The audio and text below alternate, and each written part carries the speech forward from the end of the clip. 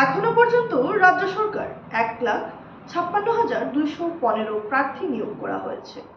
শুক্রবার চতুর্থ ক্যাটাগরিতে ৩,৩৭৪ জনকে নিয়োগ দিয়েছেন সরকার।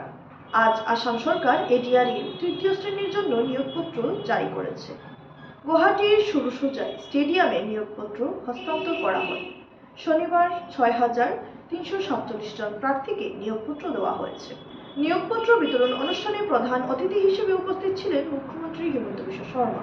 মুখ্যমন্ত্রী ঘোষণা করেছেন যে আসাম সরকারি চাকরির স্থানান্তর প্রক্রিয়া পরিবর্তন করা হবে। তিনি বলেন, ১ ফেব্রুয়ারি থেকে শুরু হবে স্বাগত সাথী। এই পোর্টাল বছরে দুবার খোলা হবে। স্বাগত সাথীর মাধ্যমে সকল কর্মচারী নিজেদের মধ্যে বদলির আবেদন করতে পারবেন। একইভাবে নবনিযুক্তদের বিষয়ে ডাক্তার হিমন্ত বিশ্ব শর্মা প্রার্থীদের কিছু সুখবর দেওয়া হয়েছে। অষ্টম বেতন কমিশনের নীতি অনুযায়ী কর্মচারীরা বেতন পাবেন। মুখ্যমন্ত্রী বলেন, ১ জানুয়ারি থেকে অষ্টমতম বেতন কমিশন অনুসারে আসাম সরকারি কর্মচারীরা তাদের বেতন পাবে।